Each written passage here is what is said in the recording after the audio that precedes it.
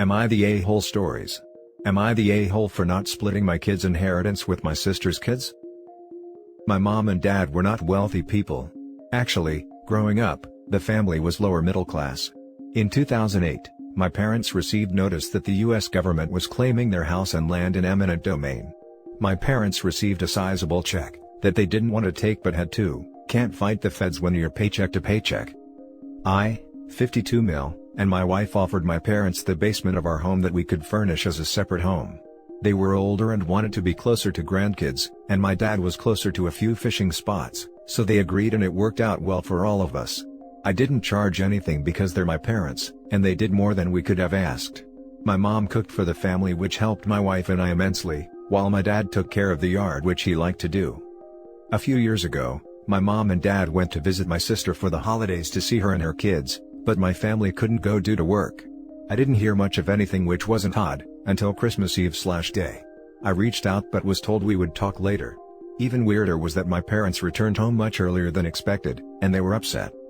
My dad explained to me that my sister had been having an affair and her husband was leaving her. Apparently, the youngest girl isn't his either. Terrible situation all around, and everyone blamed my sister, as do I. I felt bad for the little girl though. She was innocent in the whole thing. Unfortunately, both of my parents passed away a few years ago in a close time span, and never really made amends with my sister. My parents were from a different time period and my sister is stubborn. I don't know really, I guess. My mom passed last, and made it clear that she didn't want my sister to get anything, and said to follow the will. It was hard hearing that, to be honest. My parents left majority of their finances to my family, while also leaving a college fund to my sister's oldest daughter. My sister wasn't able to save anything for her youngest daughter, and had asked me to help her out. My daughters won't be able to stop with just a bachelor's degree and will require more, and I wish to help with that, so I declined. Things got ugly and I apologized again, and brought up the fact that this was all her fault for having an affair on her husband. Had she not done that, this wouldn't be a problem. She countered with, had she not done it, her daughter wouldn't be here, thus I must hate her. My youngest niece recently reached out via Facebook and asked for help, and that it wasn't fair she was being excluded for just being born, and she didn't do anything to anyone. I apologized to her and told her I agreed with her. However, I had my own children to think of. Am I the a-hole here? Edit. I was told add this in. I offered to pay for 2 years of community college. However, both my sister and my niece feel that was a joke. I have since rescinded that offer. Now for the top comments. Not the a-hole. Maybe baby daddy/affair partner should step up and help pay for his daughter. Definitely not the a-hole. Hijacking this top comment because I'm kinda sensitive when it comes to trust fund, but OP, you're doing the right thing, and your kids will thank you for putting their education first. I know I will. Also, it's respectful to follow your mom's dying wish. You're not the a-hole. Never will be under these circumstances. I feel bad for your niece, but she should have known that she's not your responsibility. She could have reached out to her bio dad though. Edit. Rejecting your offer to pay for 2 years of community college is a bit of an entitled move too, in my opinion. Definitely not the a-hole in this case. Not the a-hole, but I do feel bad that your younger niece is paying for her mother's bad choices. It's not her fault, but it's not your kid's fault either. This is a mess, but I see nothing wrong with following your mother's dying wishes. Why can't the younger niece reach out to her bio father for help? I would almost wonder if her mom asked her to reach out. Not the a-hole. It was your sister's bad choices that led to this. You might consider telling her what your mother said so they know exactly the reason you got more. The mother was an a-hole to decide one granddaughter didn't matter to her because of the circumstances of her birth. Now for the next story. Am I the a-hole for convincing my husband to only include our kids in his will? My 43 female husband is in his 70s and has been suffering from a myriad of health problems. Meanwhile, our youngest child is 3 years old and we have a total of 5 kids ranging from 3 to 17. He's pretty much an absentee owner in his business now. His older 3 kids are in their 30s and they all decided not to go to college, but all are employed right now. I will be fine when my husband is gone, because I know how to run his business and our homes are all paid for, but I want my kids to be able to get the independent head start in life, where they can have their own money, and spend or invest it in a way they liked. No offense, but his older kids already had their chance to decide what they want to do with their lives, and I'm sure if they asked my husband, he would have been able to help. However, every time his older 3 kids tried something, they were adamant that their dad has nothing to do with it, and they generally have a combative relationship with their dad. After his latest health scare, I realized I had to bring up estate matters with my husband. We sat down and talked, and I said that overall, if our kids were to split his assets 5 ways as opposed to 8 ways, that would be more money for themselves, and while it could never replace him if God forbid he wasn't able to guide them into adulthood, it would be more beneficial to them than their siblings whose windows of exploration are gone. My husband said he has always had a strained relationship with his kids. And he's been there enough throughout their childhood, trying to get them to value their education, but they all ended up taking unstable paths. And in the end, that was their doing.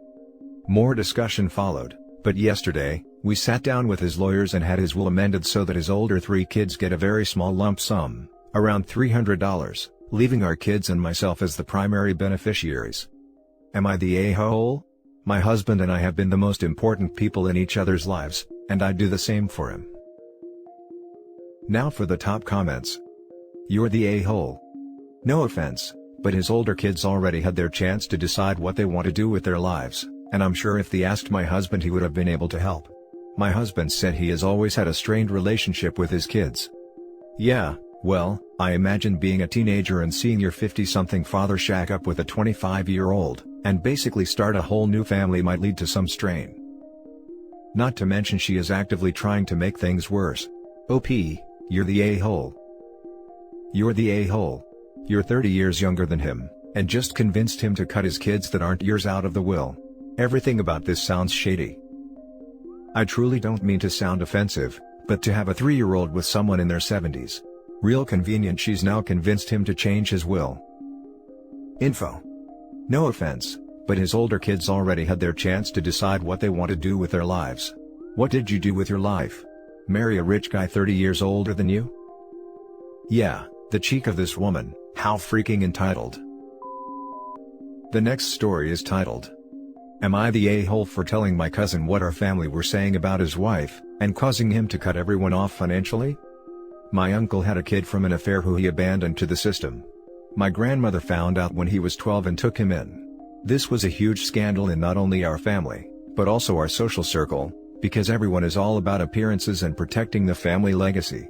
If I'm being honest, my family weren't very nice about my cousin. I remember when he first came to live with our grandparents, my own mother told me not to socialize with him too much in front of outsiders, so he doesn't ruin my reputation. I was 8.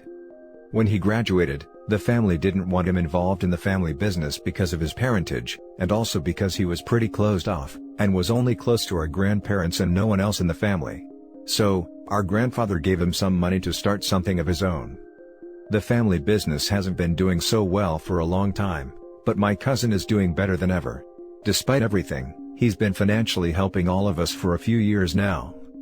Recently, our grandparents told everyone he was married and expecting a baby. This was a huge shock to the family. Our grandfather admitted he suspects our cousin got her pregnant by mistake and chose to do the right thing, based on a few conversations he had with him before he announced his marriage. My family immediately cyberstalked his wife, and they said some awful things about her, and everyone was complaining that he could have done so much better. My dad was even encouraging everyone to make things hell for her so she leaves. I told my cousin what they said. I'd like to say I did it for selfless reasons, but I didn't. He's paying for my tuition, after my parents refused to help since I dropped out the first time, and based on his personality, I doubt he's going to be very forgiving once they start this crusade against his pregnant wife. Well, he cut everyone off except me and our grandparents. He never told anyone it was me, but since everyone is floundering trying to figure out what they're going to do now and I'm not, it didn't take much for them to figure out I was the snitch. Now my family are angry at me and calling me all sorts of names. So, am I the a-hole? Now for the comments. Not the a-hole. They never accepted him as a family member. If they never accepted him, why do they deserve his help? They don't. They were mooching off him and only wanted his money, they didn't care about treating him like family. You were right to let him know exactly how they felt about him and his pregnant wife. You seem to actually care and accept him as family, so it's not selfish to let him know. He may be helping you with college, but you care and treat him well. You have accepted him as family, good job. Not the a-hole. The biggest and best indicator that you're not the a-hole is precisely because what you said below. Now my family are angry at me and calling me all sorts of names. Your family is messed up, so what they say is wrong, is most certainly what's right and decent. OP's whole family, except the grandparents, is the reason God created the middle finger. Not the a-hole. Stick with the grandparents who've proven they'll stand by their grandchildren, like they did with your cousin. And your cousin, who has done things out of the kindness of his heart, when these people have been nothing but awful. Get the hell out of your parents' sphere of influence as soon as you can. Now for the last story. Am I the a-hole for calling the police on my daughter's fiancé? I'm a single dad of 2 girls. Megan 23, and Zoe 17. I'm doing well financially. Note I'm not rich. In fact, I raised my girls under tough circumstances, but I made sure they'd everything they needed. Megan is engaged. They've been saving for the wedding for months now, but they're struggling.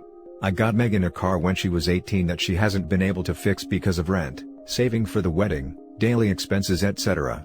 I understand that cheap cars require constant maintenance, but it was a great gift for her, especially since she wanted to be independent. Zoe's 18th birthday is next month. I got her a Hyundai that cost me $5,000. It runs perfectly. This is the first car Zoe owns. She has no experience in driving, so I wanted to get a car with less issues. Zoe likes it and can't wait to drive it. The key will be handed to her on her 18th birthday. It's been in the garage for 2 months now. It sure needs cleaning and will be as good as new. Days ago, Megan's fiancé started complaining about needing a car, since Megan's car can no longer run. He said that he was tired of using public transportation to go places, like the hospital and school, and said that they're literally broke because public transportation is expensive. He asked if he could borrow the Hyundai we have in the garage. But I told him no. That is a gift and cannot be given to anybody. I offered to lend him $100 but he refused, saying he will never take money from me. 2 days ago, I returned from work. Zoe was looking upset and worried. I asked what was going on, and she told me Megan's fiancé came and took her car, the Hyundai. I asked her when and she said at 10 a.m., so, he was gone for almost 10 hours. She told me he found the keys in my office and got the car out of the garage. She told him not to take, but he took it. I was mad. I called him, he didn't answer. I called Megan and she was out with friends. I told her her fiancé took her sister's car and wasn't answering the phone. Told her he should have never touched it, and that I'd call one more time then go to the police. She said I was overreacting and he'll return it later. I got fed up. At 7 p.m. I called the police, and reported the car stolen. He got picked at 9 and was taken to the station. Megan came home yelling at me, telling me that I just caused her fiancé to spend a night in jail, and that they already took permission from Zoe, but Zoe denied it. I argued with her that I already told him no. Doesn't matter if they took permission. I'm the one who's responsible for the cars, it's not Zoe's yet. I talked to the officers and he got released in the morning. Megan didn't stop calling me an a-hole, saying I overreacted, completely ignoring that this is her sister's gift he took. He wants an apology from me, but I refused to have them come to my house after this. I could tell Zoe felt worried and upset, and clearly couldn't deal with Megan's fiancé's behavior. As a parent I had to do something even if this upsets Megan. Now for the top comments. Not the a-hole. He ignored your words, went into your home, went into your office, took the keys, ignored your daughter, and stole the car from your garage. He then took it for the entire day and didn't respond to your calls. You had every right to call the cops. Don't let them try to pretend like you're wrong here. Not the a-hole. Inform your older daughter that taking something once you've been explicitly told no, is theft. He stole a car. Tell her to grow up and stop making excuses for her fiancé stealing your car and refusing to give it back, and that rationalizing that away is insane. Not the a-hole, but keep an eye out. They might start unfairly pressuring Zoe. She's young, and it can be hard to say no to pestering older relatives. Yep. Sounds like OP keeping the car keys with him at all times is the short-term solution, and making sure the youngest has the agency and ability to say no if they try to pressure her later on, would help. Not the a-hole. It is your property until you hand it to your daughter, and then it is still technically partially yours. If you're denied it, he had no right to take the vehicle. It sucks to be an adult sometimes and learn consequences to actions. I think you did the right thing and took justified action. You even told your daughter what you would do if you couldn't get a hold of him. She was trying to call you on your bluff, when you weren't bluffing. Not the a-hole. He stole your car. I'm also wondering if it's even insured yet. What would have happened if he had a wreck? Again, not the a-hole. And that's it for this video guys. If you have thoughts to share, leave a comment below. Don't forget to hit like and subscribe if you like this content. I'll catch you in the next one. Good day everyone.